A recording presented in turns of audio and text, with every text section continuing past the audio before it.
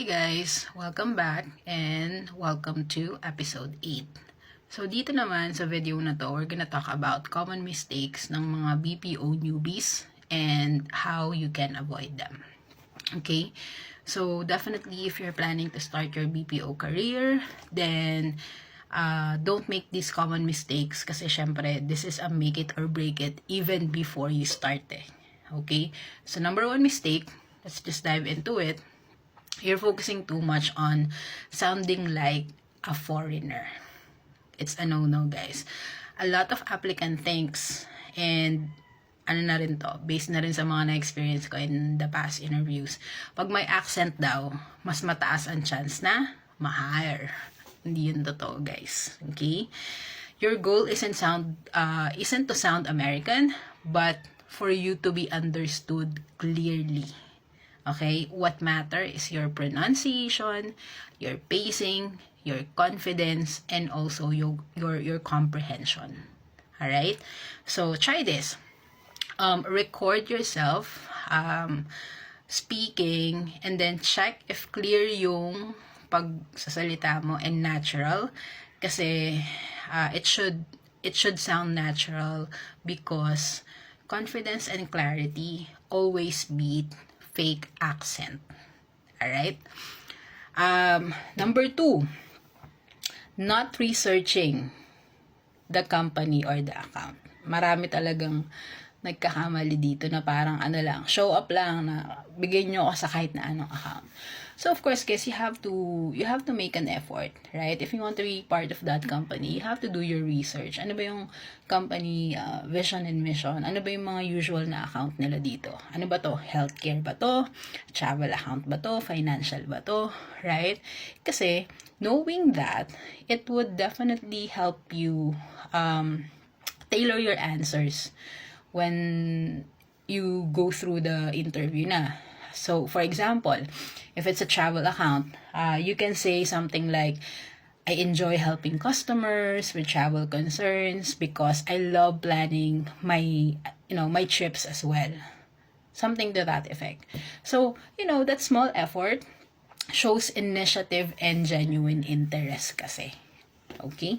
So, step number 3 or mistake number 3, ito yung mga nagme-memorize ng answer nila. Okay? Wala akong kaso sa nagme-memorize. Pero, you have to sound confident when you're memorizing your script. And sometimes, nawawala na kayo sa hulog kapag yung question, hindi nyo siya ina-expect o inaasahan. So, dun kayo mag-i-stutter. Right? Yung mga classic niyan in the past, I think a lot of interviewers like me can easily, tell if you're reciting eh. Like yung mga, I am a hardworking and a fast learner. Right?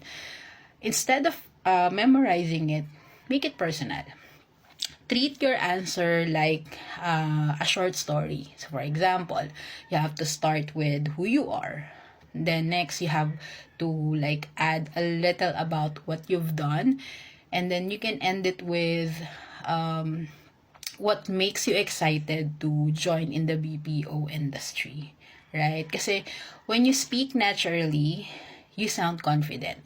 And that's what us interviewers would remember. Diba? Dun ka nagkaka-plus points kasi.